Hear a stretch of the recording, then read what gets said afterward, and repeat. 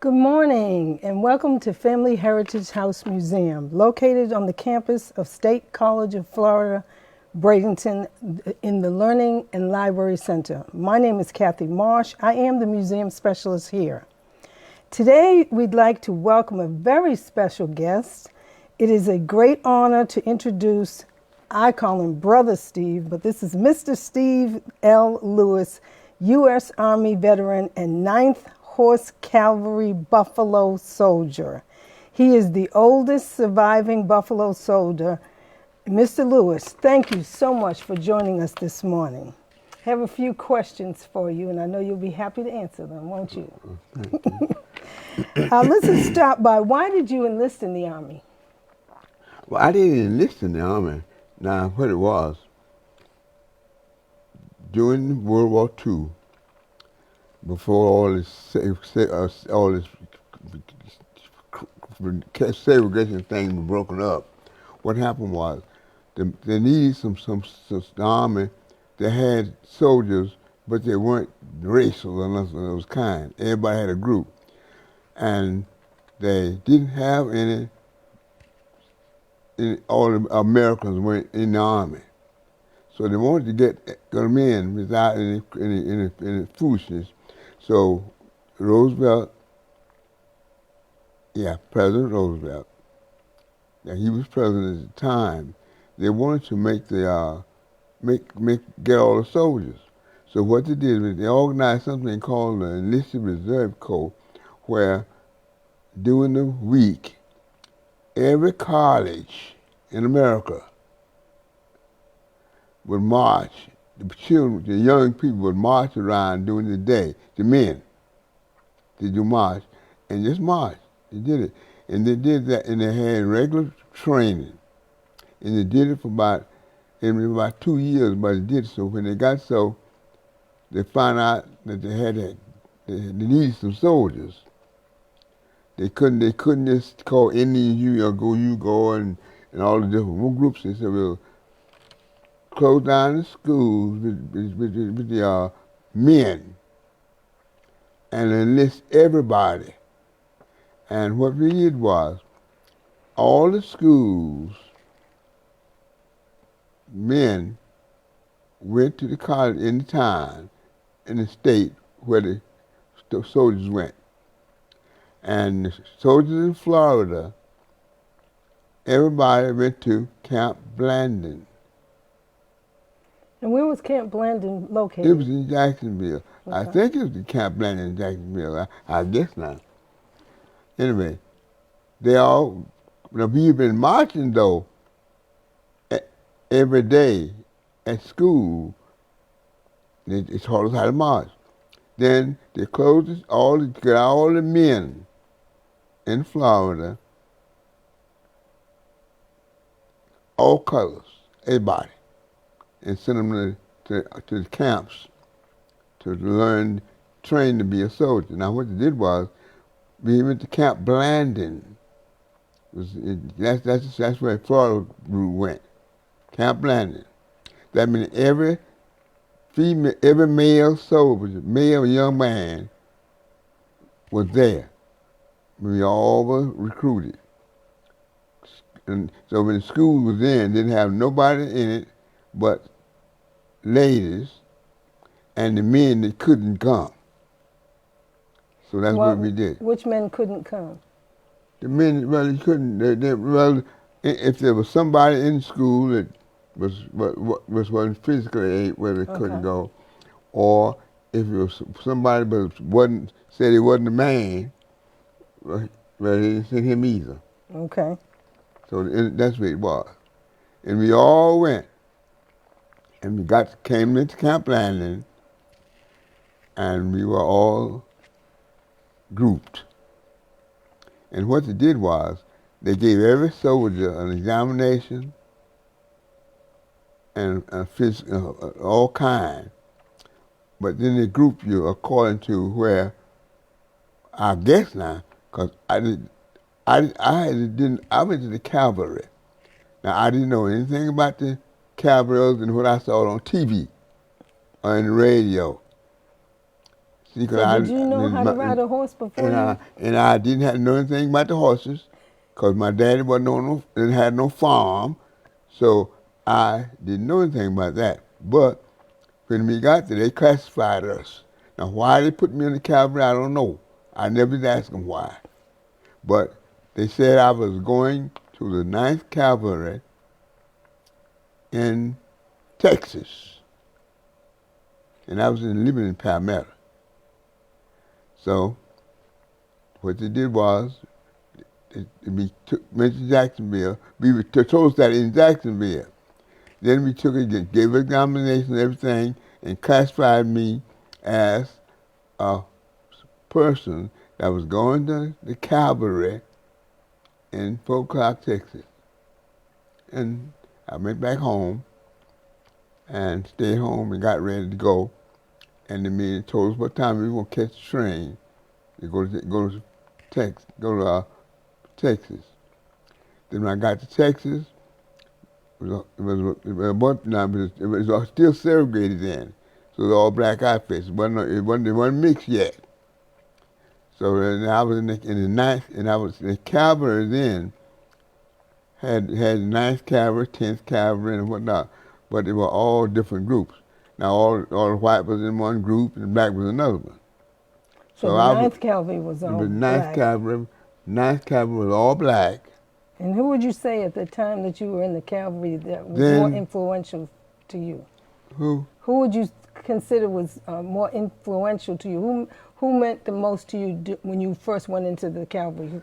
Nobody, because I didn't have any cowboys in my family. Because during that time, all cowboys were white. And there wasn't no black cowboys, because they couldn't. See, during that time, everything was separated. Mm-hmm. Now, you would believe it or not, you wouldn't believe it. I remember when I was in school, every race group had their own group. Well, before we go any further, why don't you tell the people how old you are so they'll understand how far back you're talking about? I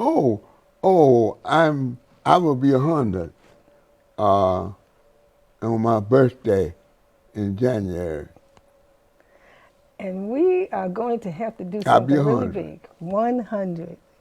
So, because when I've been in the Army, so to get back to what I was talking about, so what they did was, when we went to Camp Bradenton for the Army for the first time, every soldier from Florida, no matter what color, they all were there.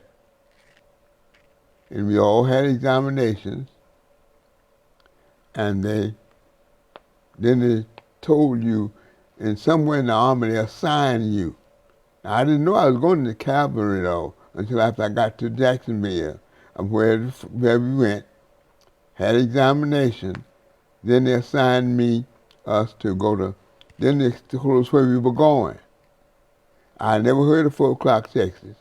I didn't know anything about it. But I knew they had the cavalry, though, because, in the Army, you see on TV, in the radio and all. So I went back. So when we got to Texas, we gave regular soldiers then. They gave us the examinations and all that stuff, and then they assigned us. Now, they assigned me. I had been to college, so they had to wait to find me to organize a camp, something to do. So I hadn't been assigned yet. And a fellow was in our dormitory, was from Cleveland, Ohio, and he was working in the office. And the people, he went to work that morning, and they told him, and to find out they didn't have enough guys to work in the office. And then Sam Anderson said, but this fellow in my office named Steve Lewis said, he just left college. He ought to go work in the office. And they said, well, you tell him to come come in the morning with you to the office. And when I got to the office, I was supposed to put on my clothes then, couldn't put on, had to dress up like all the soldiers, and go to the office all dressed up in the working office. When I got there, then the people knew I was and had been to college and all that, and I could type a little bit, so then they needed someone to be a morning report person to take the role of all the office. I was a morning report clerk, and what I did was I was assigned to that. For our company, all I did was every morning they line up, I'd call the roll, and call the roll, mark them up, and I'd go back and take it back, and I send it into the company. And I became a morning report clerk. So when you, I know you were doing. And I did the morning report clerk, and after I got through doing that, then I found something to do in the office and all that stuff. But I was a morning report clerk, and do you know, the rating for a morning report clerk in the company was a corporal. Wow. Now, if you got a rating, that's how you got to be a corporal. I started off as a private morning report clerk. Then as they, you give you a rating, so eventually I got to be a corporal. And it didn't matter how long I stayed in the Army, if I was a morning report clerk, that's what I was going to be. So where was the part when you, I know you mentioned one time before when I was around you talked about the horse that you took care of. Now, after I was assigned to be a morning report clerk, I didn't have a horse anymore. Oh. See, you can't work in the office and have a horse. And ride a horse because you got. See, if you ride the horse, you feed him, you wash him, feed him up, do all of that, then you go to do the other part. So and believe it or not, after they took me off that, I forgot the horse name that I had. Well, I didn't see him anymore. Oh. And I didn't. To me, my name was not on the horse record, and I was a clerk, and that's how I spent the whole time. 2 years. I think I was in the Army. Just 2 years, 67, 8, 2 years, 2 or more years. But I was a clerk. I was a morning report clerk, and that's all I did. Okay, now when you left the Army and you came back. And I left the Army. I came home. Mm-hmm. But I went back to school. See, I was in Florida A&M College studying agriculture. And then I went back, and I came back home. When I went back to school, then I spent 2 years and graduated. But getting back to the Army thing now. So when I got to the Army, then Sam told me that evening that I could go with him to the office the next morning. And told me and I was admit. And then they told me, and then they gave me some papers and all and showed me what I was supposed to do and made me a morning report clerk. So I called the roll of our company every morning and check them, mark, present, and tell what they do, whether it was sick or gone or whatever it is, and then they'd be turning in. And I spent all the years I was in the Army as a morning report clerk. So when you got out of the Army? When I got out of the Army, then I came home. And you went to school? And went back to Tallahassee and finished. So I was taking agriculture when I was up there. So when you graduated, what happened after you graduated? When I graduated from college, I went home. I didn't have a job, so when I went I went up north. I went to Connecticut and spent some time up there working. Then I enrolled in. I wanted to get a master's degree, so I enrolled in this college school in Kansas. Anyway, and I got a master's degree from there. But while I was did it at school, and then I went after that. Well, I finally got a job in Palmetto and teaching sixth grade. So you became a teacher. And I became a teacher, though. And how long did you teach? I taught 3 years, 10 months, and 6 days. But you stayed in education after that. But I was in education. And then while I was there, I enrolled in the school and I got my master's degree. I did that. And we had all the school, people in the school took me to school, and we took that. And so, but I worked 10 years. I worked 3 years, and I taught sixth grade. And believe it or not, it was fun. But I enjoyed it though, for a simple reason. By me being a man, at that time, didn't have any men in the school, but 1 or 2. And then I was teaching, and I taught agriculture in school. So why did you get into agriculture?